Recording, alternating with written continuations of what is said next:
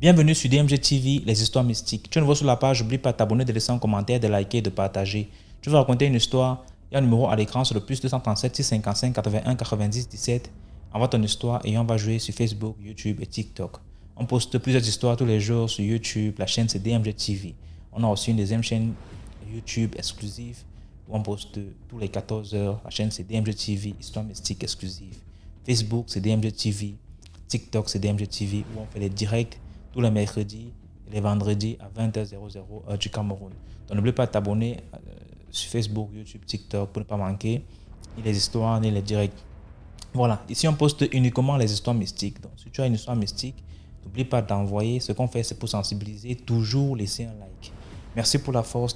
Et donc maintenant on va passer à la première histoire. Bonsoir et bonjour, la grande famille d'MG, ça va dépendre de l'heure à laquelle vous allez me recevoir. Je vous suis depuis 4-5 mois déjà et j'apprécie beaucoup vos histoires parce qu'elles sont très édifiantes et elles permettent de déceler en fait, de ne plus trop être naïf. Elles ouvrent les yeux. Voilà, je vais vous raconter une petite histoire comme ça, quelque chose que j'ai eu cette année même 2023 et grâce à vos histoires, je pense que j'ai pris la bonne décision en fait grâce à vos histoires parce que j'ai été assez méfiante. Voilà, un jour comme ça, bon, je vous raconte l'histoire depuis le Gabon. C'est quelque chose qui s'est passé ici au Gabon. J'étais chez ma tante, puisque j'ai une tante qui reste en Ngonjé. Pour tous les Gabonais, ils savent où ça se trouve. Elle reste en Ngonjé et là-bas, elle avait un bar.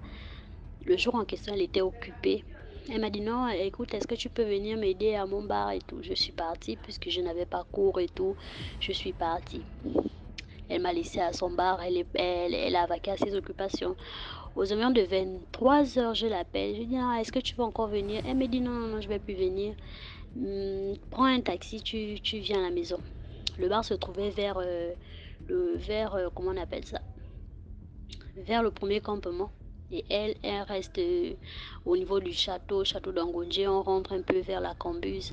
C'est là où elle habite. Elle me dit non, prends le taxi, tu rentres à la maison. Ok, d'accord. Je ferme le bar aux environs de 23h. Je ferme le bar. Je prends un taxi qui me dépose au niveau du château parce qu'au niveau du château, il fallait prendre un autre taxi pour arriver à la maison. J'arrive au niveau du château et là, il n'y a plus de taxi. Je me décide donc de marcher parce que c'était pas très loin. Je commence à marcher comme ça. Je marche un peu et puis je vois un véhicule semblable à celui de ma tante. À l'époque, je ne maîtrisais pas encore sa plaque d'immatriculation. Je vois un véhicule qui vient vers moi. La voiture s'arrête et moi je me dis ah, c'est sûrement elle m'a vu descendre et puis elle a essayé de me prendre puisque nous sommes en train de rentrer, nous sommes en train de partir à la maison. Je traverse la route. J'arrive à la portière avant de la voiture. J'ouvre la portière s'ouvre. Je rentre. Quand je lève les yeux, je me rends compte que c'est pas ma tante, c'est un monsieur. Je dis ah, excusez-moi, je me suis trompée. Il me dit non, non, non, je me suis arrêtée, c'est pour toi. Je dis ah, ok, mais vraiment, excusez-moi, je pensais que c'était ma tante parce que bon, je pensais que c'était elle, puisque elle m'a dit aussi qu'elle était plus loin. Voilà, il me dit non, ça va, apparemment on va dans la même direction. Tu t'arrêtes où? Je dis non, je vais pas loin, c'est juste. Elle me dit ok, d'accord, je vais te déposer. Je dis d'accord. J'ai fermé la portière, j'ai commencé à trembler, j'avais un peu peur. On a fait le chemin, on a causé un peu, comment tu vas, tu sors d'où et tout ça. Arrivé à l'entrée de la musique, ah mon frère, moi je descends ici. Il me dit ok. Il me dit non, avant de descendre, est-ce que je peux te demander un service? Je dis service? Il me dit oui, est-ce que je peux te demander un service? C'est juste, c'est quelque chose de simple, c'est pas quelque chose de compliqué. C'est juste un petit service comme ça. Tu sais, tu es une belle femme. Je t'ai vu descendre là, vraiment, tu m'as plu. Je veux juste que tu me rendes un petit service. Je me dis, ah, ça c'est quel service? J'ai dit, ok, ça dépend du service en fait. parler quand même, je vais voir si je peux vous rendre le service. Il me dit non, voilà, depuis que tu es assise là, je sais pas, je n'ai qu'une seule envie. J'ai dit ok, je t'écoute. Il me dit non, est-ce que je peux juste toucher, genre toucher à tes seins? J'ai dit pardon. Il me dit oui, je vais juste poser la main sur sur ta poitrine, je vais juste toucher, je touche juste tes seins et puis c'est tout. Je dis non, vous pouvez pas toucher à mes seins. Comment ça, vous voulez toucher à mes seins juste? Il dit non, je ne vais rien faire, je vais juste poser la main sur tes seins et puis c'est tout. Rien d'autre. J'ai dit ah mon frère, non, ça c'est bizarre, mais non, non, mais qu'est-ce qui est bizarre? Je vais juste toucher, c'est tout. Je pose juste, même si tu veux pas que j'appuie, je touche, je pose juste la main, je ressens juste ta poitrine et puis c'est tout. Il n'y a rien de bizarre. J'ai dit non. Tout d'un coup, le film de toutes les histoires qu'on écoute ici sur DMG, mam, ça a directement traversé mon esprit. J'ai dit, ça là, c'est bizarre. J'ai dit, jamais, mon frère. Ça là, je ne peux pas accepter ça. Mais il dit, ok, d'accord, puisque tu refuses, est-ce qu'on peut quand même s'échanger les numéros? J'ai dit, ok, il n'y a pas de souci. Il a pris mon numéro, j'ai pris son numéro. Parce que, non, c'est moi qui ai pris son numéro, j'ai lancé l'appel pour qu'il ait mon numéro. Je suis descendue. Je suis arrivée à la maison, j'ai expliqué ça à ma tante. Quand j'ai fini d'expliquer ça à ma tante, je prends le téléphone pour Jean lui montrer voilà, le monsieur a même laissé son numéro et tout. Je vous jure que j'ai fouillé le téléphone, je n'ai pas retrouvé le numéro du monsieur là. Le numéro là a disparu, pourtant c'est un numéro que moi-même j'ai pris, j'ai lancé l'appel, ça a sonné chez lui, mais je n'ai pas retrouvé le numéro du monsieur là. Et le monsieur ne m'a jamais rappelé, jusqu'aujourd'hui. Je suis restée, j'ai dit oui. Peut-être que c'était même un revenant ou bien je ne sais même pas. Qu'est-ce qui... Et que j'ai dormi là, j'ai seulement dit Dieu merci. Dieu merci aux des histoires de DMG qu'on entend tous les jours là. Qu'est-ce qui devait m'arriver si j'ai accepté que le monsieur là me touche ma poitrine? En tout cas, c'était ça l'histoire. C'était ma petite histoire en fait. C'était juste ça. Bonne soirée à tout le monde. Bonne soirée, bonne journée. Bisous, bisous. Merci beaucoup pour l'histoire. Maintenant, on va passer à la deuxième histoire. Bonjour DMG TV. Je voulais expliquer mon histoire. J'espère que vous allez bien. Je voulais expliquer mon histoire, une de mes histoires encore, qui m'est arrivée quand j'avais 25 ans. Oui, j'étais très naïve en ce temps. À 25 ans, j'étais très naïve parce que je suis née d'une mère et d'un père qui nous ont tellement dolotés qu'on ne savait pas qu'il y avait le danger dehors. Après la mort de mon père, on a vécu avec notre maman. Et notre maman s'est remariée. Quand elle s'est remariée, elle ne pouvait pas rester avec nous, avec le monsieur. Donc ma mère a pris un studio dans un quartier un peu façon bizarre. Et on était là-bas, moins cher. C'était le studio était à 30 000 en ce temps. Donc j'étais là-bas avec mes soeurs qui se donnaient des conseils. On ne se donnait même pas des conseils, on faisait ce qu'on voulait. C'est comme Dieu nous protégeait, mais on était là. J'ai croisé un jeune comme ça dans mes courses. Et le jeune, il était très sympa avec moi. Et après, on s'est retrouvés dans le même quartier. Il s'avérait qu'on était dans le même quartier. Quand je l'ai croisé, au lieu de demander aux gens du quartier, est-ce que vous le connaissez? Il a voulu cacher la relation. Parce que d'abord, il m'a dragué. Quand il m'a dragué, je n'avais pas de copain. J'étais toujours... J'avais besoin de rester avec quelqu'un en fait. Je ne sais pas qu'est-ce qui m'est arrivé, mais ça arrive souvent où tu te dis pourquoi tu es seul, mais tu as besoin d'être avec quelqu'un. En ce moment, j'avais besoin même de quelqu'un même dans ma vie. Donc il est tombé, je me rappelle, c'était un jour de Saint-Valentin. Quand il m'a croisé, mais il m'a donné une fleur. Et après, je ne sais pas ce qui s'est passé. Au début, je l'appréciais comme ça. Mais après, ça allait très très vite. J'ai dit, mais attends. La relation, on se connaissait là, ça allait très vite. Moi, mais jusqu'on a couché ensemble, tout ça. Je vous assure, j'ai rien compris cette histoire. Je vais continuer l'histoire. Le jeune homme a commencé à sortir avec moi. Et ma grande soeur, elle a fait un songe. Je vous rappelle, je rappelle bien, le jeune homme, il est béninois, togolais. Voilà. Et quand on a commencé à coucher ensemble, ma soeur me disait un rêve, ma soeur a fait un songe et elle m'a interpellée pour me dire qu'elle m'a vu manger des asticots dans du riz avec de la sauce tomate. Dans le rêve, elle s'est réveillée, elle a dit, mais pourquoi je mange des asticots? Et elle s'est réveillée, elle me l'a dit le lendemain. Quand elle me dit, elle dit, mais pourquoi elle fait ce genre de rêve? J'ai dit, ah, mon cher, c'est pas grave. En ce moment, quand tu es amoureuse, là, quand quelqu'un te parle de quelque chose, même, est-ce que tu vois? Je n'ai même pas essayé d'analyser ce qu'elle m'a dit. J'ai dit, ok. Et j'avais remarqué que chaque fois, quand je voulais manger à la maison, il m'appelait au téléphone, il me dit, ne mange pas à la maison, moi j'ai préparé pour que tu manges chez moi.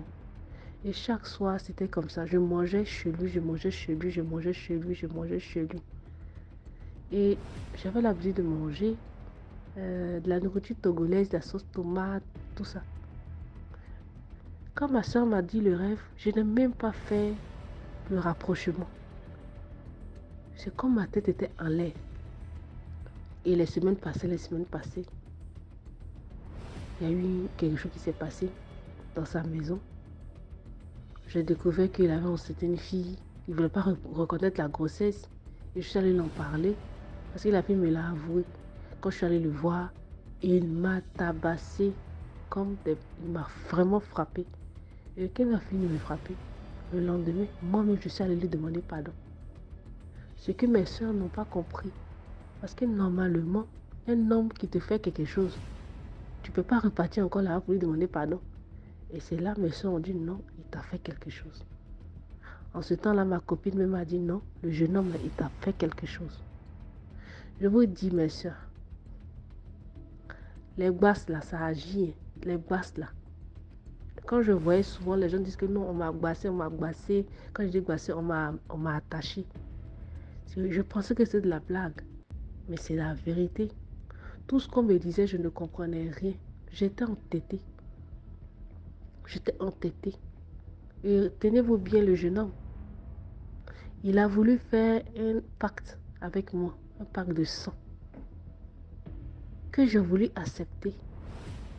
En ce temps, je ne sais pas si j'ai accepté ou pas, mais je me rappelle, il voulait que je fasse un pacte de sang. Un pacte de sang avec lui pour qu'on ne se laisse jamais. Pour que même s'il meurt, je le suis.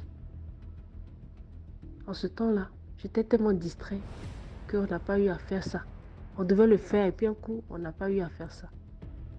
Et tenez-vous bien, il avait son oncle qui était un grand vaudou, un grand féticheur, qui faisait des médicaments, qui prenait des poupées, qui piquait des poupées. Moi, je ne savais pas. Et cet oncle-là, il était dans le même pays, il était à Grand Bassin. Et bizarrement, le jeune homme, quand il a voulu qu'on fasse ce pacte de sang, il m'a dit qu'il va me confier quelque chose. Il m'a envoyé une poudre. La poudre, elle était rouge. Il m'a dit que la poudre là, c'est fait à base de son sang et avec des écorces. Vous voyez? Que cette poudre là, c'est dedans, on va mettre notre sang et on va laper chacun. Ce jour-là qu'il me disait ça,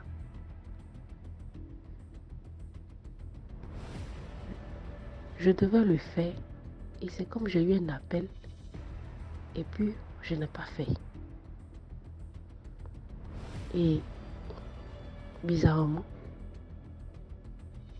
il y a eu beaucoup de choses qui se sont passées. Ma mère aussi a commencé à faire des rêves sur moi. Et un jour, il y avait un jeûne de prière. À l'église. Ma mère m'a dit que le jeune homme qui vient vers toi, là, je ne sais pas, mais je ne l'aime pas. Moi, je pensais que ce sont les mamans qui parlaient comme ça.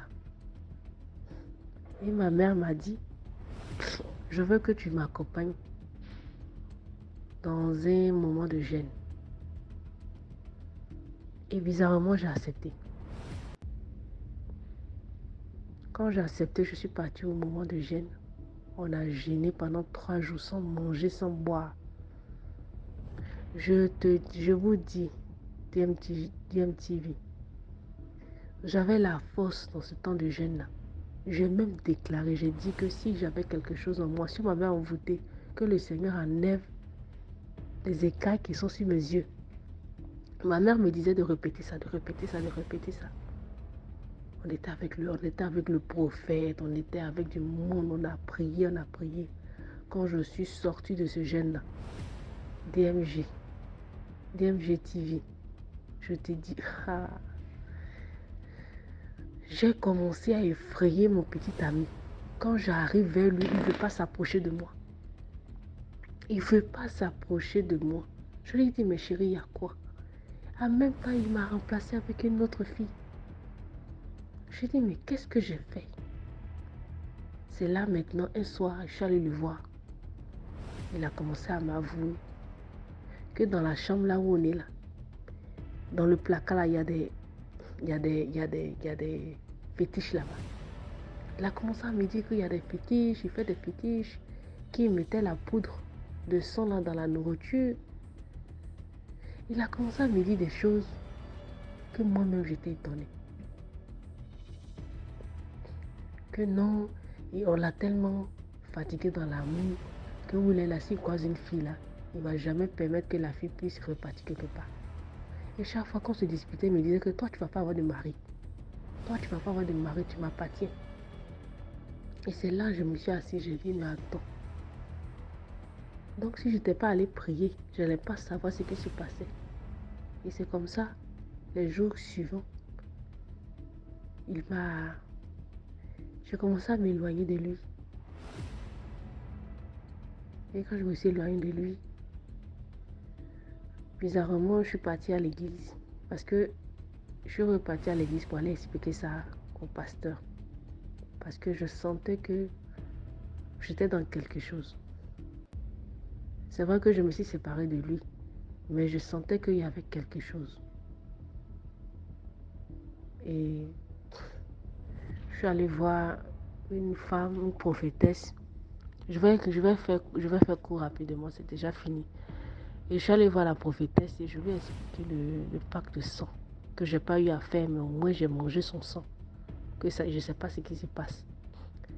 Et la prophétesse m'a dit, les liens de sang là, ça ne s'arrête pas comme ça. Soit il y a quelqu'un qui va mourir. Quand la dame m'a dit ça, je me suis assise, j'ai dit, mais moi j'ai rien fait. Elle m'a dit, quelqu'un doit mourir pour que ça soit brisé. Je vous rappelle que je n'ai pas fait le pacte de sang, mais j'ai mangé son sang. Vous voyez? Et je ne sais pas ce qu'il a déclaré sur ça. Donc ça n'allait pas dans ma vie. Ça n'allait pas dans ma vie. Même quand je croise quelqu'un, la personne me laisse.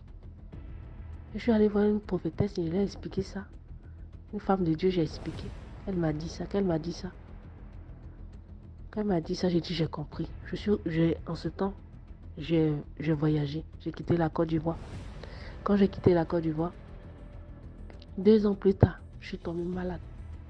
Je suis tombée malade. Tout le monde me disait qu'il voyait la mort derrière moi. Il voyait la mort derrière moi. Il voyait la mort derrière moi. Je me disais, mais la mort de quoi? La mort de quoi? J'en ai souffert. Et c'était vrai. Je sentais que je partais. Et ça a été un combat. Une année de maladie que j'ai eue. Et après les fêtes, j'entends que ce jeune homme est décédé. Et il est décédé comment? Avec un arrêt cardiaque. Et dès qu'il est décédé, c'est comme ma santé est revenue. Bon, la morale de l'histoire, c'est pour vous dire que méfiez-vous des gens avec qui vous marchez. Même si vous êtes désespéré, là, ne marchez pas avec n'importe qui. Les agents du diable, ils viennent toujours d'une manière. Toi-même, tu vas penser que... Donc, je voulais vous dire que quand vous croisez une personne, cherchez d'abord à savoir qui est cette personne avant de marcher avec cette personne. Ne soyez pas rapide. Ne mangez même pas chez les gens. Ne mangez pas chez lui. Même quelqu'un qui vient de te draguer, ne mange pas sa nourriture. Même il te donne un cadeau, ne prends pas. Parce que c'est le début. Il faut checker la personne avant de te coller la personne. Parce que la personne, là, il peut nuire à ta vie. Et si ce n'était pas la grâce de Dieu, c'est moi qui allais partir et lui, il allait rester pour continuer sa vie. Mais Dieu n'a pas voulu. C'est pour cette raison qu'il est parti. Et quand il est parti, sa soeur m'appelle pour pleurer. C'est comme je sentais un soulagement en moi, la mort de quelqu'un. Et bizarrement, quand je me suis assise, voilà, DMG, je vais oublier. Voilà, avant que je voyage, il y a un homme de Dieu qui m'a dit d'aller lui demander pardon. Parce qu'il veut se venger contre moi. Et je suis partie lui demander pardon et j'ai voyagé. Peut-être que c'est le pardon que j'ai fait là, qui a fait que Dieu a eu pitié de moi. Et il est parti, moi je suis restée. C'était une histoire qui m'a traumatisée. Et vraiment, ça m'a tellement traumatisée pour dire, mais je suis tombée sur la mauvaise personne. Sachant que j'étais une personne, je suis une personne qui n'accepte pas comme ça aux gens. Je suis tombée sur la mauvaise personne. Et il m'a beaucoup fatiguée spirituellement. Et Dieu, parce qu'il avait envoyé ma photo chez son oncle. Et je ne sais pas ce qui s'est passé. Donc, DMG, j'aimerais dire à mes soeurs de se méfier. Donc, c'est ça mon histoire. Merci beaucoup.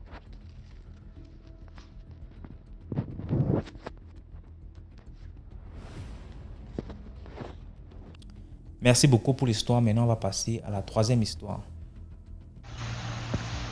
Bonjour à tous. J'espère que vous allez bien et j'espère que la communauté DMTV va bien.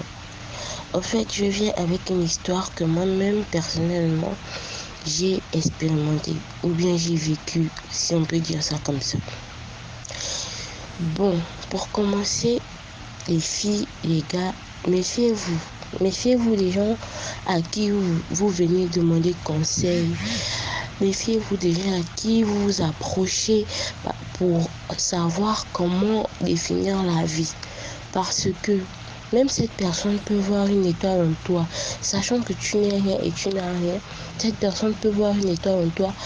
Pour toucher cette étoile, il peut arriver qu'il puisse te conseiller ou bien il puisse venir te porter de l'aide. Pour l'anecdote, moi déjà, je sais pas pour les gens qui connaissent le Gabon, je suis au Gabon, je suis originaire du Gabon. J'étais en classe de terminale, j'ai rencontré un jeune homme avec qui je me suis mise en couple et tout. Le jeune homme et moi, on s'entendait bien, on papotait tout le temps et tout, on rigolait et c'était bien. Maintenant, les choses commençaient à aller vite, les choses commençaient à aller vraiment vite. C'est comme ça que je lui ai dit que moi, je peux pas continuer avec toi comme ça. Déjà que je suis une personne, je suis vraiment en Christ et déjà ce que nous sommes en train de faire, ce n'est pas bien. Je suis une personne qui est marchée dans la lumière. Il a dit ok, d'accord et tout, j'ai compris, on va faire comme tu veux. Premièrement, il m'a amené chez ses parents.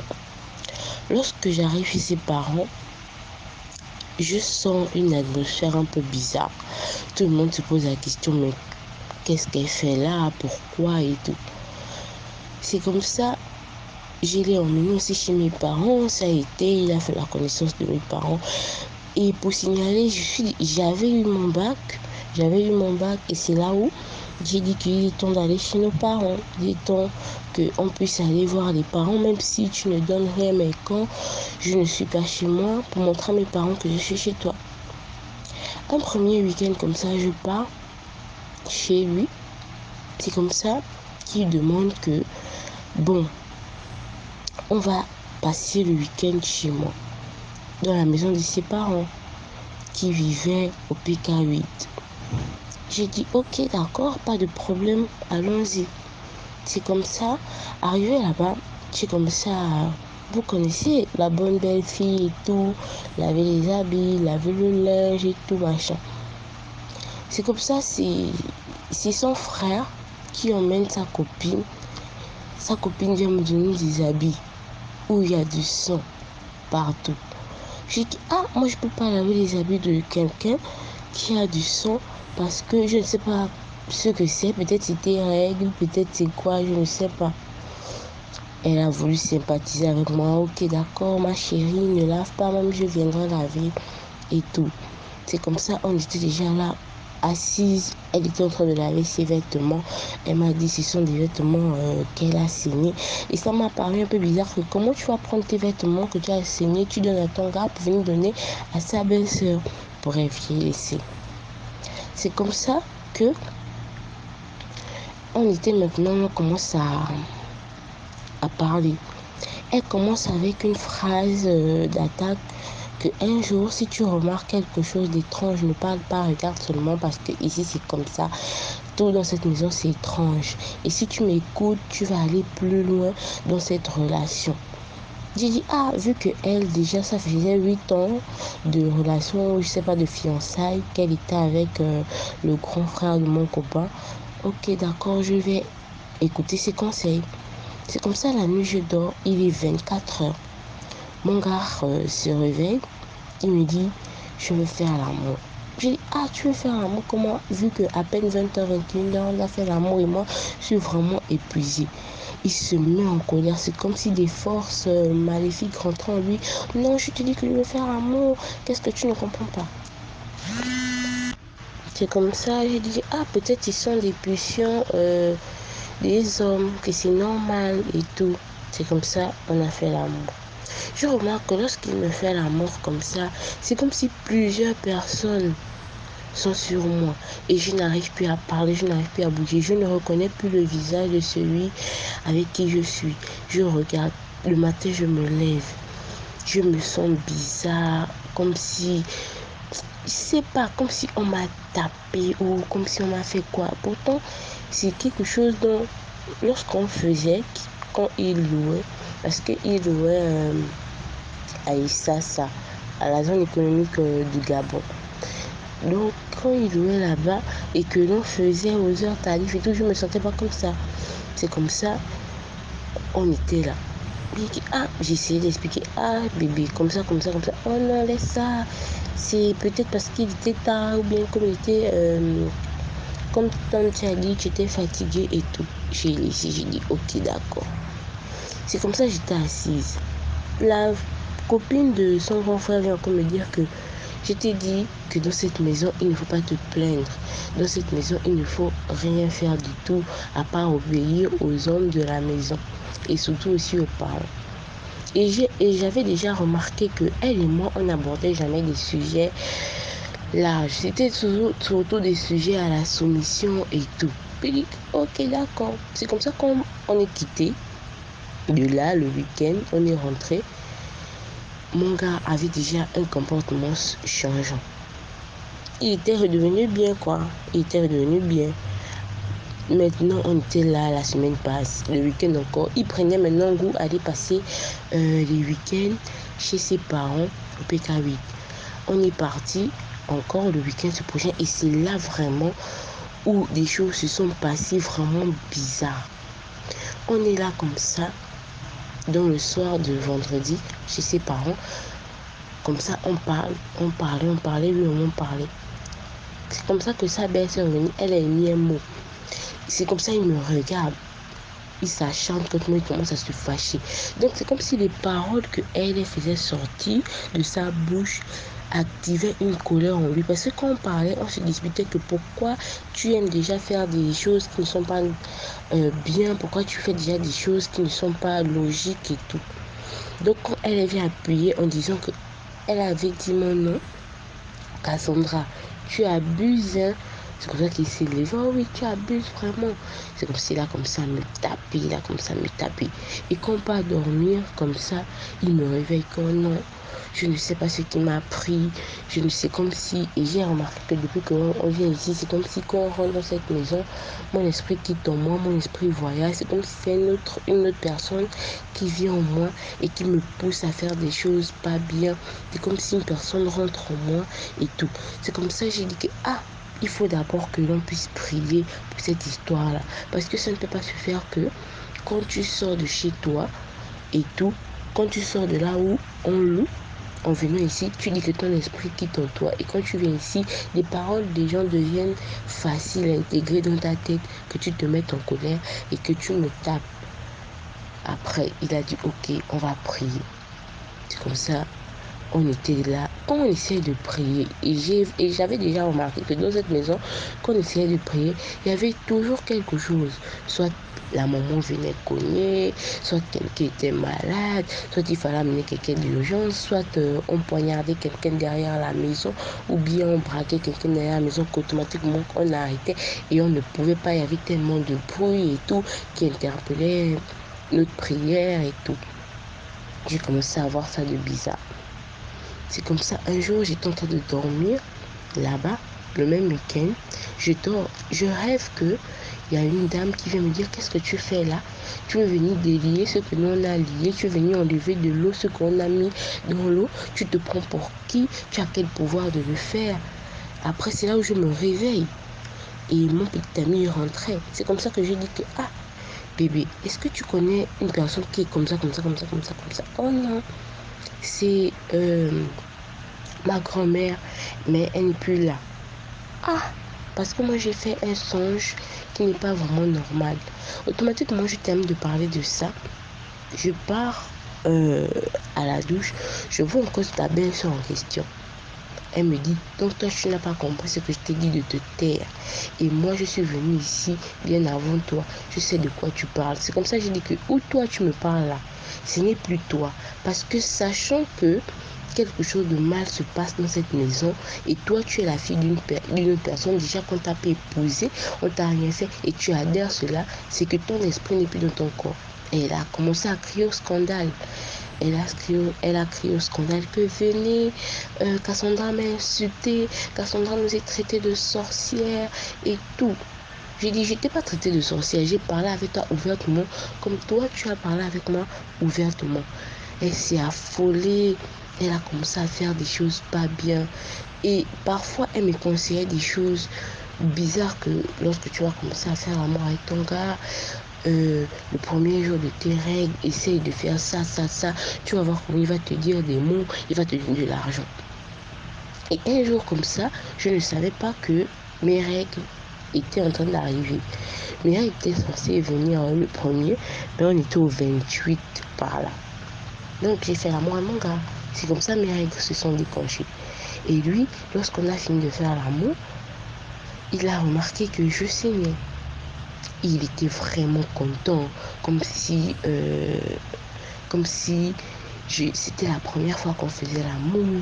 Il était heureux, il me demandait: qu'est-ce que tu veux que je puisse te faire, qu'est-ce que tu veux que je puisse te donner. Il m'a acheté des vêtements, il m'a même acheté un nouveau téléphone. J'étais ébahie que, Seigneur Jésus, qu'est-ce qui ne va pas? Et j'ai encore pensé à cette phrase qu'elle m'a dit que fais l'amour avec ton homme pendant tes règles, le premier jour de tes règles, et tu verras, il va être comme un fou. J'ai commencé à me prier, j'ai commencé à dire: Seigneur Jésus, qu'est-ce qui ne va pas? Seigneur Jésus, qu'est-ce qui ne va pas? J'ai commencé à le prier. C'est comme ça que j'ai dit un jour à mon frère que cette histoire de partir chaque week-end chez tes parents, je ne veux plus s'y terminer. Il a bien dit oui, il a compris. Mais après quelques minutes après, il a reçu le coup de fil de sa mère qui est en train de parler avec lui, qui est en train de le conseiller. Comme si là, c'était, je ne sais pas, elle avait remarqué quelque chose, qu'il fallait qu'il se sépare de moi, qu'il fallait... En fait, elle a commencé à parler. Après, il est venu vers moi que, ah bébé, je te promets que c'est le dernier week-end qu'on parle pas, mais maman nous appelle. J'ai dit: ah, moi je vais me blinder. J'ai pris l'huile bénite, j'ai pris le sel béni, j'ai dit: ok, d'accord, allons-y. Mais sache que lorsqu'on part là-bas, je ne vais rien faire, je ne vais rien toucher, je ne vais rien préparer, je vais rester que dans ta chambre. Ok, d'accord, allons-y. Quand on part, sa mère nous fait asseoir, elle commence à me parler que la fille que tu as choisie, elle commence à parler à son fils, Donald, que la fille que tu as choisie là, ce n'est pas une bonne fille pour toi. On m'a dit à l'église qu'elle pratique. Voilà pourquoi ton esprit est toujours frivole. Elle m'a dit qu'elle fait les bains pour attraper les hommes, machin et tout. J'étais stupéfiée. Comment ça? Qu'est-ce que cette femme est en train de raconter? J'ai commencé, je me suis levée, j'ai dit: maman, avec tout le respect que je vous dois, je ne permets pas, je viens d'une famille chrétienne et je ne permettrai pas que vous puissiez salir l'éducation de ma famille. pour qui tu te prends et tout, pour venir parler dans ma maison et tout. Je voulais rentrer. Mon petit ami a dit non, Cassandra, tu ne peux pas rentrer. Il se fait tard. Restons encore ici. On est en train de dormir. C'est comme ça, avant de dormir, j'ai prié. J'ai mis mon huile d'onction. J'ai mis le sel autour de cette chambre, dans la chambre en question. C'est comme ça, quand je vais dormir, je vois qu'on me poignarde. On me poignarde. Et j'entends comment des gens de l'extérieur, hors de la chambre, sont en train de conseiller mon petit ami. Ils sont en train de conseiller. Pas dans le rêve, mais quand mes oreilles entendent. Mais en ce moment, je suis en train de faire un combat spirituel, un combat mystique avec des personnes qui sont en train de me poignarder, qui sont en train de m'égorger, qui sont en train de vouloir ouvrir mon ventre pour prendre mes ovaires, que dans cette maison, dans cette famille, les belles filles doivent être esclaves des parents. Voilà, on a déjà mis quelque chose sous mes pieds et tout. C'est comme ça que je me suis réveillée, j'ai dit que ça c'est quoi? J'ai tellement duré des choses que ça ne peut pas se passer comme ça. J'ai appelé ma mère pour dire maman, quelque chose se passe, quelque chose de bizarre se passe ici. S'il te plaît, prie pour moi. Et elle a dit ok, je vais prier pour toi, mais qu'est-ce qui ne va pas? J'ai dit que je viens maintenant tout de suite. Là-bas, il était aux environs de 21h. Je suis sortie, j'ai vu comment en sortant, je vois des visages, genre des monstres. Et je vois le cou de mon petit ami. Tout ça, c'est dans le rêve. Je vois le cou de mon petit ami enchaîné. Je vois le cou de son grand frère enchaîné. Je dis, mais qu'est-ce qui ne va pas? Je dis, là, ça ne peut pas être possible. J'ai commencé à crier le nom de Jésus dans mon rêve. Tout à coup, je me réveille. Et quand je me réveille, je sors. En sortant, il y avait un portail, une grille et une petite terrasse. Je vois un gros hibou, un oiseau qui, je me demandais comment il a fait pour entrer entre les grilles. Il était vraiment gros. J'ai comme ça à prier.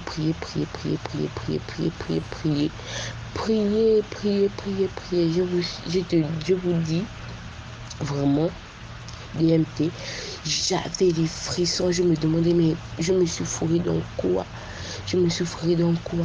Et après, quand j'y pense, quand je pars, après la prière, je pars dormir, je vois dans mon rêve, on me dit, lorsque je suis venue dans cette maison, on m'a offert une viande. Et cette viande, c'était la chair humaine qui me liait, qui donnait déjà un pacte dans cette famille, qui me liait à cette famille, que je dois devenir esclave de, peu importe que leur fils me posait ou pas, je devais devenir leur esclave. J'ai anéanti ce rêve. Dès 6h le samedi, je me suis levée, j'ai dit à mon petit ami que là, si toi tu restes, moi je ne reste pas. Je suis partie chez ma maman. Ma maman me dit, j'ai fait un rêve où tu m'appelais à l'aide. Tu dis, maman, c'était pas un rêve. Je t'appelais vraiment à l'aide parce que la famille dans laquelle je suis partie, la belle famille dans laquelle je suis partie, vraiment c'est catastrophique.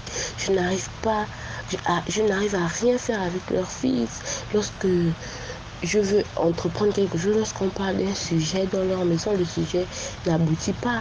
Mais lorsqu'on parle d'un sujet dans notre maison où on loue, c'est quelque chose qui aboutit facilement. Lorsqu'on parle de quelque chose dans cette maison, rien ne se fait. Ma mère a comme ça me dit, ce sont des liens mystiques, des liens de famille, il faut briser, il faut prier. C'est comme ça, mon petit ami, on est parti à l'église, on a prié, on a loué le Seigneur, on l'a célébré. Et puis, tout d'un coup, il a coupé les liens avec sa famille. Lorsqu'on se voit, c'est pour passer juste des soirées, des journées, et après, on rentre chez nous. C'est pour vous dire que lorsque vous arrivez quelque part et quelqu'un souhaite vous conseiller pour commencer à mettre des choses dans vos têtes, analysez la chose. Analysez-la très bien. Et surtout, faites attention des familles auxquelles vous partez vous exposer. Parce que vous ne savez pas qui a vraiment besoin d'une belle fille ou bien qui veut juste prendre possession des esprits des gens. Peut-être leur fils était envoyé pour venir acquérir ou bien venir prendre des âmes, pour venir prendre des esprits, des jeunes filles, pour qu'on puisse travailler pour elles. Parce que je vous assure que cette fille que moi j'ai laissée là-bas, je ne sais pas depuis quand elle n'a pas vu sa famille, mais elle n'était plus elle-même. Sur ce, bonne soirée ou même bonne journée à vous. Je ne sais pas quand et quel jour vous allez écouter mon audio. Commentez, likez. Je vous attends en commentaire. Merci.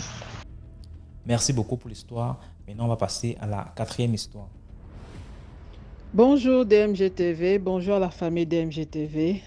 Comme d'habitude, commentons, likons, partageons afin d'appeler, d'inviter le plus de personnes possible à venir à la source de lumière, vraiment. Vraiment. Donc, je voulais un peu je me suis souvenu d'une histoire en écoutant l'épisode 488, Monsieur DMGTV. L'histoire de la numéro 2, l'histoire de la petite fille qui voit des choses et des êtres bizarres là. Bon, la petite fille de la jeune fille qui a appelé, elle disait qu'elle ne savait vraiment pas quoi faire, elle avait alerté sa famille et tout ça. Et de nombreux membres de la famille ont appelé pour la conseiller. Il y avait une aussi de l'ouest du Cameroun qui lui a dit que comment est-ce que ça s'est passé dans son cas et maintenant elle soignait grâce à ça. Donc, en suivant cette histoire-là, je me suis souvenu d'une courte histoire qu'un initié, je sais pas, non, je sais pas si je vais l'appeler initié,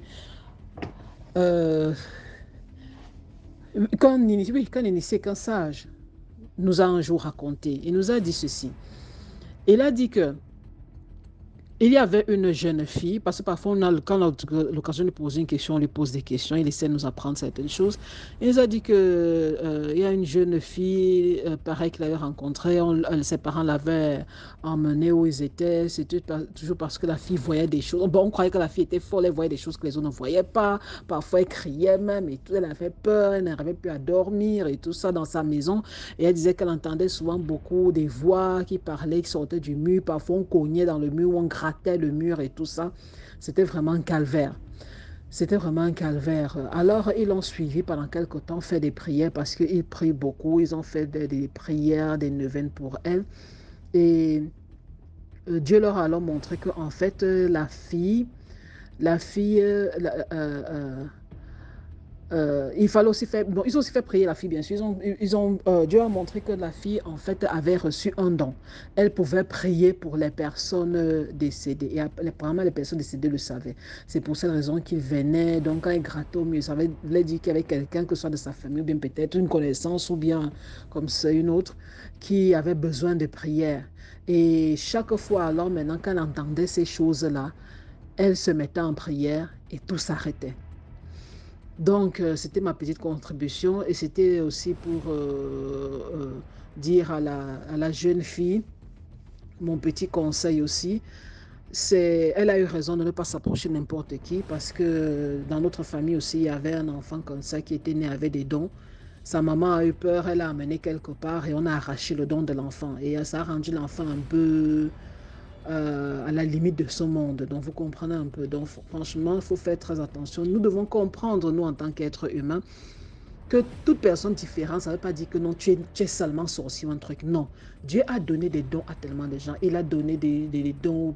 Vous allez voir certains médecins, tu pars partout, tu arrives chez lui, il t'écoute, puis il dit que non, en fait, ton problème, c'est tel. En fait, va peut-être au village, ce n'est pas ici. Va d'abord au village, tu demandes à tes grands-parents, ou bien tu parles dans la case des crânes, ou bien tu vas à l'est, tu vas faire tel rite pour saluer tes ancêtres, va faire ceci. Et puis tu reviens à l'hôpital, on pourra alors t'aider. Donc, il y a des gens, et parfois certains ne vous diront pas. Ils ne vous diront pas qu'en faisant tel don, parce que les gens généralement prennent tout ce qui est différent de ce que nous disons être la norme aujourd'hui, comme sorcellerie en fait. Nous avons, par exemple, à l'est du pays, il y a les voyants, dont chez nous on les appelle les Ménissi, les Kamsi, les Temsi, tous ces gens-là. Donc, ce sont des gens qui sont nés, et généralement même, c'est héréditaire en fait dans une famille, c'est héréditaire. C'est héréditaire. Ça ne veut pas dire qu'il y a aussi certaines personnes qui sont nées, par exemple, Dieu a choisi que bon, tu auras tel don. Vous regardez par exemple dans la Bible, on dit que tout est sorcellerie, mais même dans la Bible, le roi prophète Salomon, quel était son don? Regardez par exemple Joseph, n'est-ce pas, le prophète Salomon, il parlait avec les animaux, il pouvait demander aux animaux de faire des choses et tout ça, et Dieu lui avait donné aussi autorité sur les esprits, n'est-ce pas? Le roi, non pas le roi, le prophète Joseph aussi, il interprétait les rêves dont tu lui parlais, dont tu racontais ton rêve et il avait la vision de ce que Dieu voulait vraiment te dire. Donc, s'il vous plaît, arrêtons. Et même pas seulement lui, il y avait aussi celui qui était à Babylone, là, le roi quand le peuple israélite était en esclavage là-bas, le roi de là faisait des rêves, il avait fait venir tous les mages, les sorciers, tout le monde. Personne, mais on lui a dit qu'il y a un esclave israélite là, il l'interprète souvent. On l'a appelé et il a interprété. Il a dit que non, Dieu t'aime beaucoup, mais tu as fait telle chose qui a énervé Dieu, il va te punir, il va te faire aller dans la forêt, manger comme les bêtes, tu vas te comporter comme les bêtes des champs, et patata, mais après tel nombre, je crois que c'était après 2 ans, il va te rétablir, il va te redonner encore plus et tout ça. Parce que Dieu t'aime beaucoup. Vous vous souvenez de ça, n'est-ce pas? Donc, il y a des gens que Dieu a. Il y a des gens qui ont des dons héréditairement et il y a des gens qui ont des dons parce que Dieu les a choisis. Et bien sûr, quand la personne, il n'y a pas d'initié à côté, que ce soit initié dans la tradition, dans la religion, qui puisse voir ça, qui puisse aider la personne, bien sûr, ça va beaucoup déranger. Donc, je crois tout simplement que la fille, elle doit juste choisir. Ouais, pas dans la tradition, se faire initier. Et se faire initier, c'est quoi? C'est juste quand on t'initie à quelque chose. Et ceux qui font, par exemple, mathématiques sont initiés à la science qui s'appelle mathématiques. Ceux qui sont initiés à l'astronomie, il y a ceux qui sont initiés à telle chose. C'est juste, on t'apprend juste les secrets et les codes pour pouvoir comprendre quelque chose et pouvoir utiliser ça, c'est tout. Donc, on lui apprend, c'est juste peut-être lui apprendre que, bon, voilà, en fait, tu as tel don, voilà comment tu peux l'utiliser. Tu peux l'utiliser pour faire du bien ou du mal, selon la personne qui va t'initier. Si ce sont les mauvaises personnes, ils peuvent t'exploiter plutôt à faire du mal, peut-être à leur montrer certaines choses qu'ils vont exploiter contre les êtres humains. Mais tu peux peut-être aller dans un monastère, trouver un vrai homme de Dieu qui te dira, ok, on va souvent prier. Avec ce don-là, tu pourras aider les gens. Parfois, quand on entend parler de maison hantée, on pourra aller avec toi et tu pourras voir l'être qui est dans la maison, là, qui hante la maison. Nous, on ne voit pas, mais tu pourras dire qu'au coin du lit, à tel endroit, il y a tel être que je suis en train de voir. Vous comprenez donc vraiment du courage à la jeune fille, vraiment du courage. Et essaye, renseigne-toi vraiment beaucoup parce qu'il y a des gens qui volent aussi ces trucs-là. Il y a des gens aussi qui se rendent compte que tu as ça et ils voudront plutôt t'exploiter négativement.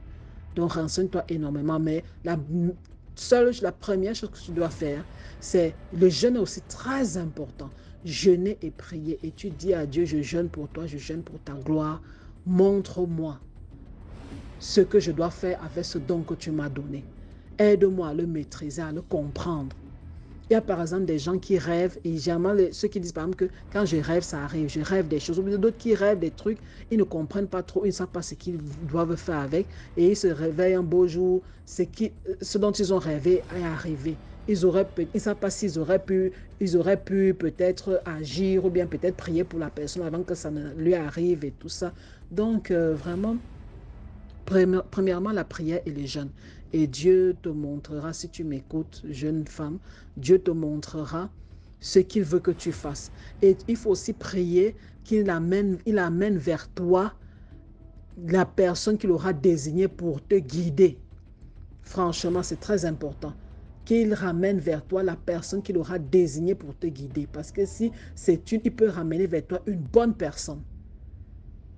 Là, il ramènera vers toi une bonne personne. Il n'amènera pas une mauvaise personne. Il va guider vers toi une bonne personne. C'est ce qui nous est arrivé et on a vraiment trouvé des gens vraiment extraordinaires. Donc franchement, c'est très délicat. C'est très délicat la situation dans laquelle tu es pris et ne fais confiance qu'en Dieu. À personne de ta famille, tes amis et tout ça. Tourne-toi vers Dieu, tu lui dis. Montre-moi les signes. La personne qui pourra vraiment m'aider, amène-la vers moi. On se rencontrera et elle pourra m'aider. Mais en attendant, c'est toi seul qui m'aide. Ok. Vous passez une bonne journée. J'avais fait 10 minutes. Passez une bonne journée. Et que Dieu vous bénisse. Et nous bénisse tous. Bye. Merci beaucoup pour l'histoire. Maintenant, on passe à la 5e histoire. Bonjour, bonsoir, la famille DMG. Ça dépendra de l'heure à laquelle vous allez m'écouter. S'il vous plaît, soyez indulgents dans les commentaires, s'il vous plaît, parce que c'est pas facile. Moi, j'écoute les lives de DMG, même si j'ai des histoires à raconter, je n'ose pas. Je n'ose pas parce que les commentaires blessants, donc je préfère faire les vocaux. Ça fait quatrième histoire, si ma mémoire est bonne, quatrième histoire que j'envoie un message à DMG et Dieu merci, il les a tous postés. Parce que moi j'écoute tous les vocaux, même si je n'ai pas le temps d'écouter. Le fait qu'il met en YouTube, je vais regarder quand j'ai le temps, j'écoute, je prépare, je fais mes cuisines, je fais mes ménages en écoutant DMG TV. Je sensibilise aussi mes soeurs d'aller écouter parce que franchement dit, ce qui t'est jamais arrivé, il ne faut pas dire que ça peut jamais t'arriver. Si ça arrivait à l'autre, un jour on ne sait jamais dans la vie, ça peut t'arriver aussi. Même pour envoyer vocal même, je peux effacer 3-4 fois. Vraiment, c'est pas facile. L'histoire que je vais vous raconter aujourd'hui, c'est mon propre histoire. Et puis j'ai toujours expliqué moi-même mes propres histoires, sauf une histoire que j'ai racontée, une copine m'a raconté, puis j'ai expliqué pour poster. Bref, je vais m'adresser à mes soeurs. Nous qui sortons souvent avec les hommes mariés. Nous qui sortons souvent avec les hommes mariés. Je vous le jure, je ne suis pas Dieu. Je ne suis pas envoyé de Dieu. Mais les hommes mariés, là, quand ils sortent avec une fille, ils vérifient. S'ils disent vérifient, c'est-à-dire ils vont chez les charlatans, ils vont chez les marabouts, ils vont chez les féticheurs pour voir si tu es une femme de chance ou pas. Parce que vous voyez, au fur et à mesure que l'homme prend de l'âge, ta chance diminue aussi. Donc, ils ont besoin de renfort. Moi, Dieu merci, aujourd'hui, je suis mariée. Je sortais avec un homme marié à l'époque. Ce dernier, je vous dis que je louais un studio de 50 000 francs. Je vous dis que j'avais tout dans mon studio. Rien ne me manquait financièrement. J'ai tout fait, je me rappelle, parce que quand moi je commence une relation, même dans mon mariage, le jour où j'ai été mariée, je note. Je ne sais pas pourquoi. J'aime écrire, au fait. Pourtant, j'aime pas lire, mais j'aime écrire les choses que je ne veux pas, que j'oublie, je note. Et j'ai noté, j'ai fait 7 ans. Je vous dis que 7 ans, 8 mois, bien compté avec le monsieur. Pour finir, le monsieur me disait qu'il va me marier. Il me blague, il va me marier, il va me marier, il va me marier. Il n'a jamais eu l'audace de le faire. Et j'ai sorti avec le monsieur. Quand il fait tard, je vous raconte une histoire vraie qui m'est arrivée. Chaque fois que j'ai fini de faire les rapports avec le monsieur, je vous le jure, même s'il est 1h du matin, 2h du matin, que le monsieur doit se retourner chez lui à la maison, il me demande jeton. Je ne peux pas avoir 500 francs et toi, je ne peux pas avoir 100 francs et toi, je ne peux pas avoir 200 et toi. Je vous le jure. C'est ça qu'après les rapports, il y a une petite joie qui est en toi là. J'ai fait ça une fois, j'ai fait ça 2 fois. De toute façon, lui aussi, ça va se chercher aussi là. Franchement, de ce mois aussi, il y avait une copine aussi qui m'avait mis en contact avec quelqu'un aussi qui chalante. Moi, j'ai appelé le monsieur pour dire au monsieur, moi, je ne comprends pas quelque chose. Hein. Chaque fois quand j'ai fini de faire le rapport avec le monsieur là, il me demande un jeton. Une fois même, j'ai eu l'audace de lui demander, mais à 1h du matin, attends, il me demande, je ne peux pas avoir 200 francs, je peux pas, même si c'est 100 francs, il faut me donner. Tu fais ça pourquoi? Il me dit non, qu'en rentrant à la maison, lui, il va acheter quelque chose pour ses enfants. J'ai cru. Après son départ, je me suis assise, j'ai réfléchi. J'ai dit, 1h du matin, c'est quel magasin, c'est quelle boutique, c'est quel supermarché qui est ouvert à minuit à 1h du matin à Abidjan ici. Et puis toi, tu vas acheter bonbons. Tu vas acheter quelque chose. Donc, j'ai expliqué ça au marabout, au monsieur marabout. Je peux dire marabout, je ne sais pas comment on les appelle. Je l'ai appelé au téléphone pour lui dire. Il dit, je te rappelle dans 10 minutes. Le monsieur, 20 à 30 minutes plus tard, il m'a appelé. Je l'ai rappelé. Il dit, il utilise ta chance. Que le monsieur-là utilise trop ta chance. Faut plus lui, après les rapports, il ne faut plus jamais lui donner jeton. Un autre jour après le rapport, il me demande jeton. Je dis, je n'ai pas jeton. Il dit, mais si c'est 500, en tout cas quelque chose, que ce soit jeton ou 1000 francs, 500. Je dis, je n'en ai pas. Ça, comme il a vu que j'étais au courant de ça, il a arrêté. Un jour, sa femme m'appelle. C'est ça que les femmes mariées, là, d'autres là, elles n'ont pas la patience. Elles prennent le téléphone de leur mari, numéro qu'elles gagnent dedans, elles prennent un insulte. Le monsieur m'a appelé et la femme m'a appelé. Si tu veux là, chaque fois que je t'appelle et te dis de laisser mon mari, en fait, tu ne veux pas le laisser. Ok, il n'y a pas de souci. Fais ce que tu veux, mais mets dans ta tête qu'il va jamais te marier.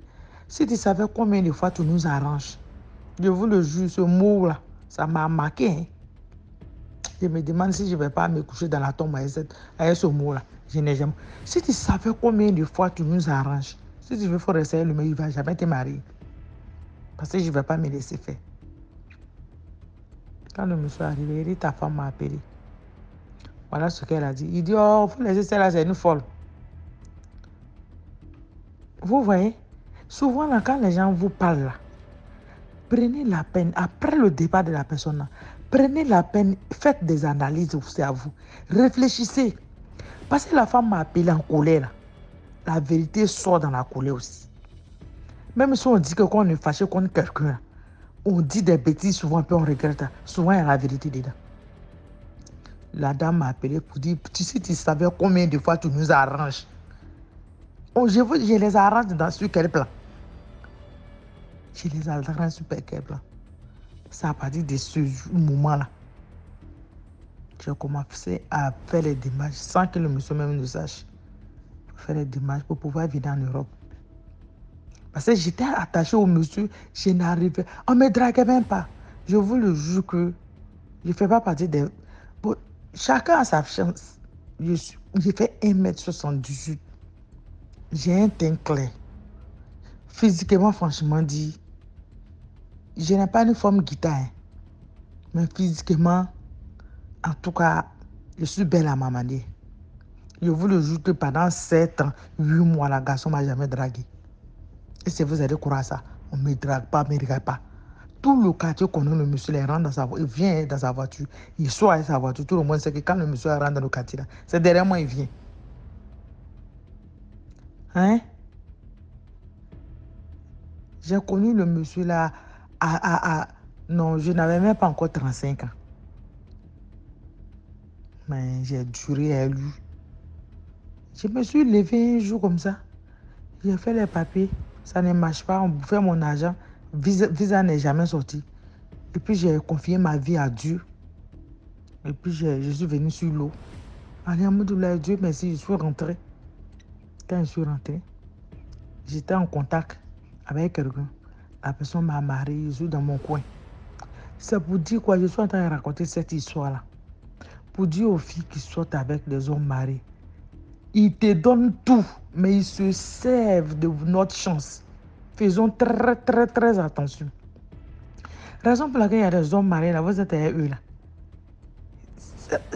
Il est marié là, sa femme. Il mourra quand il veut, il fait ce qu'il veut. Mais pourquoi il vient derrière toi? Il va te blaguer pour dire qu'il va te marier. Il ne te marie pas. D'autres ont la chance. Mais sur 100 filles, il y a combien qu'on marie comme deuxième femme? Sur 100 filles, un homme marié, quand il veut prendre une femme, deuxième femme, là, il y a intérêt dedans. Soit celle qui est à la maison ne travaille pas. Toi qui es au dehors, là, tu travailles. Tu vas l'aider à faire les dépenses. Soit il t'est marié pour ça. Soit il t'est marié parce qu'il sait que si tu es dans sa vie, son argent là va se multiplier. En tout cas, tu l'apportes de la chance spirituellement. Vraiment, mes soeurs, je vous explique cette histoire aujourd'hui pour dire faisons très très attention. Bonne journée. Merci beaucoup à tout le monde. Merci beaucoup pour l'histoire. Maintenant, on passe à la 6e histoire. Bonjour DMGTV, bonjour à la famille DMGTV. Je viens ici raconter une histoire, c'est en écoutant l'histoire de notre sœur de la Côte d'Ivoire, de la dernière fois, celle qui parlait de toxicomanie. Donc avant de commencer l'histoire, je vais prier tout le monde de liker, partager et commenter. Et vous savez que cette page est vraiment très très importante pour le monde entier, je dirais même. En tout cas, c'est sûr qu'elle est très importante pour le Cameroun et pour toute l'Afrique et pour toutes les îles, Guadeloupe, Antilles et tout ça, pour tout le monde, même Madagascar, pour tout le monde vraiment. Et vous savez pourquoi elle est aussi importante. Donc, je vais vous raconter alors une histoire qui m'a été dont je me suis rappelé. Je l'ai lue dans une page internet. C'est une histoire qui se déroule en fait aux États-Unis. C'est l'histoire d'un jeune homme qui un jour, à l'aube, dans un quartier moyen là-bas aux États-Unis, on entend des cris, quelqu'un qui sort, help, help, aidez-moi, aidez-moi, ils sont après moi, ils veulent me tuer, ce sont des extraterrestres. Ce sont les extraterrestres, ils veulent me tuer. Oh mon Dieu, aidez-moi, oh mon Dieu, aidez-moi. Le gars crie, il se frappe, il se griffe. Les gens sortent, les gens essayent de l'arrêter. Tout ça, d'autres sont là que, mais mon frère, il faut souvent fumer même avant il faut souvent sécher avant de fumer, non? C'est quoi ça, non? D'autres, pardon, les gars, il faut changer ton fournisseur. Donc, bien sûr, vous avez compris que les gens avaient l'impression qu'ils s'étaient drogués. L'ambulance est appelée, elle arrive rapidement, le gars est transporté à l'hôpital. Arrivé à l'hôpital, les médecins, en regardant le système, se rendent compte que oui, le gars a l'autorisation d'acheter le ndepa, ou bien comment est-ce que je peux dire ça, le tas, l'herbe. Il a l'autorisation parce qu'aux États-Unis, et de même que certains pays européens, si ce ne sont pas tous, il y a des prescriptions médicales. Et il y a des magasins partout qui vendent ça. Il y a même des magasins qui vendent aussi des hallucinogènes et tous ces trucs-là. Ils appellent ça des trucs de distraction. Donc, ils vendent ça. C'est légal. En certaines quantités, c'est légal. Et le gars prenait ça. Peut-être c'était apparemment parce qu'il avait des problèmes d'anxiété ou un truc comme ça. Il prenait ça. Mais maintenant, ce jour-là, il avait pris quelque chose, il avait pris une autre marque qui apparemment, plus tard, on découvre que ça venait de la Colombie. Et cette marque-là, quand on retrace plus tard, on se rend compte qu'en fait, c'était un nouveau truc sur le marché qui était normalement utilisé par comment est-ce qu'on appelle ça? Les chamans. Donc les chamans, c'est comme chez nous, on dit les tradis praticiens, là. Ceux qui soignent le corps et l'esprit à l'aide de plantes, de chants, d'incantations et tout. Alors, c'était un truc que les chamans, une herbe, c'était en fait une herbe mélangée avec des champignons, une recette que les chamans utilisaient lors de leurs séances d'exorcisme et tout. On ne sait pas comment est-ce que ça a été permis ou en quelle quantité aux États-Unis et pourquoi ça entre dans le circuit des médicaments que l'on vendait aux autres. Et chez le gars, mais ce qui est sûr, c'est que ça se vendait depuis un certain temps. Ça n'avait pas eu le même effet chez d'autres personnes que chez ce gars. Ce qui veut dire que ce garçon avait apparemment une prédisposition à entrer en connexion avec d'autres trucs parce que c'est ce qui se passe effectivement. À l'hôpital, après avoir fait tous les trucs, on lui demande maintenant, est-ce que tu peux dessiner ce que tu voyais? Après qu'ils aient su que les chamans utilisaient ça, ils ont demandé, est-ce que tu peux dessiner ce que tu voyais? Le gars, ce qu'il a dessiné, comme on le dit en anglais, proper demon. Donc, des démons avec tous les actes certifiés et légalisés. Les gens regardent, on dit, mais attends d'abord, c'est ceci que tu voyais. Il dit, oui, il y avait un qui était comme ceci, il y avait un qui était comme cela, il y a d'autres, ils sont comme ceci. Quand j'étais dans ma chambre, il y a un qui était accroché au mur. Je suis sorti, il y avait tel autre dans l'arbre, il y avait tel autre dans le ciel. Et il a dessiné des choses.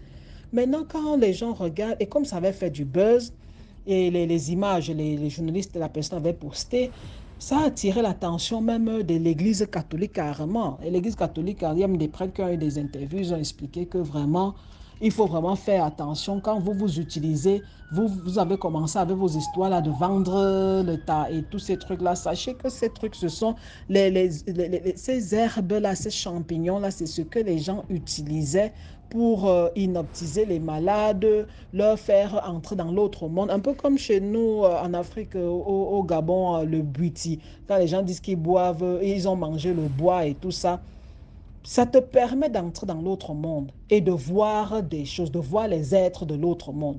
Donc le gars, c'est ce qui s'est passé. Lui, il a pris ces champignons mélangés avec les herbes là et ça l'a amené de l'autre côté. Et ce qu'il a vu l'a tellement choqué que ça a failli le rendre fou. Alors, je reviens alors à la jeune femme qui parlait de la toxicomanie et tout ça. Je me suis alors posé la question de savoir qui, qui ont permis, parce qu'en Europe, c'est partout en Europe, hein, c'est partout en Europe. Vous allez voir des enfants, des gens qui se comportent comme des zombies. Vous voyez des gens qui sortent tout nus, en pleine roue, ils crient, ils disent qu'ils sont poursuivis par, ils voient telle chose, ils voient... Ça ne se passe pas avec tout le monde, hein. C'est un peu comme avec le vaccin. 10 000 personnes se vaccinent, mais tu viens vacciner ton enfant, il tombe malade. Lui, il est sensible à quelque chose. Les autres étaient immunisés apparemment ou étaient moins sensibles et c'est lui que ça a pris. Donc, c'est la même chose. Plusieurs personnes fument ça, mais ça prend l'un d'eux parce qu'apparemment, il a déjà une prédisposition naturelle, un peu comme un don de peut-être entrer facilement en contact avec l'autre monde. Et cette herbe-là est venue lever ça. Et moi, c'est pour ça que je demandais que jeunes, nous, Africains, nous, la génération humaine d'aujourd'hui, nous devons faire attention à ce que nos gouvernements mettent sur le marché, soit disant que c'est pour la distraction, parce que c'est comme ça qu'ils appellent ça, c'est pour se détendre.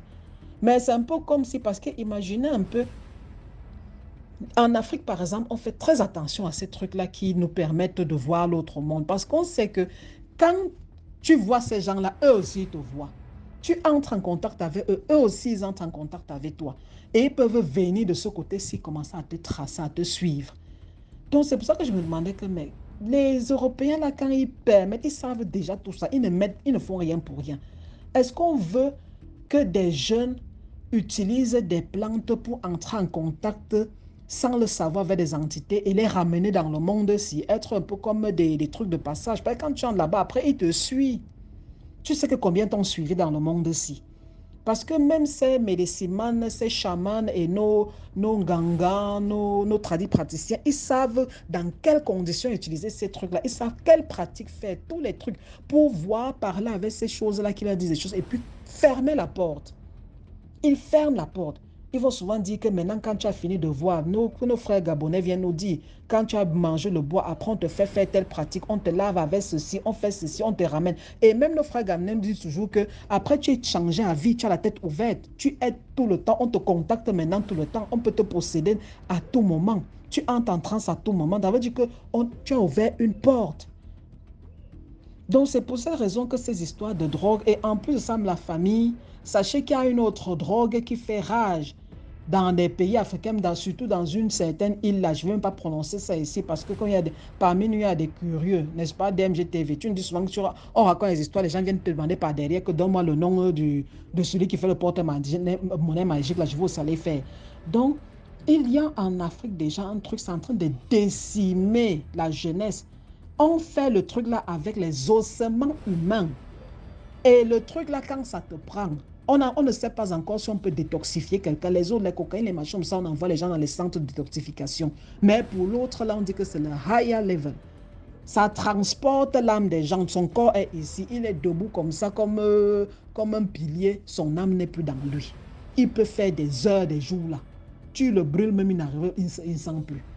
Donc, faisons très attention aux gens qui sont en train de faciliter l'entrée des drogues et des trucs dans les pays et tout. C'est comme si on veut que la jeunesse devienne, que les jeunes deviennent un peu comme des portes ouvertes, comme des portes de passage. ces êtres-là peuvent entrer dans notre monde, faire quelque chose, envoyer des messages ou bien maudire des gens ou faire des trucs et repartir dans leur monde. Faisons attention, s'il vous plaît. Faisons vraiment attention et prions beaucoup, s'il vous plaît. Ok, que Dieu nous protège tous. Amen. Voilà, c'était tout pour aujourd'hui. J'espère que vous avez aimé la vidéo d'aujourd'hui. Commentez, likez, partagez et surtout donnez de la force. Partagez dans tous les groupes WhatsApp, tous les groupes Telegram, Facebook et ainsi de suite. On se reprend demain à 12h00 pour 6 autres histoires mystiques. Ciao, bye bye, portez-vous bien.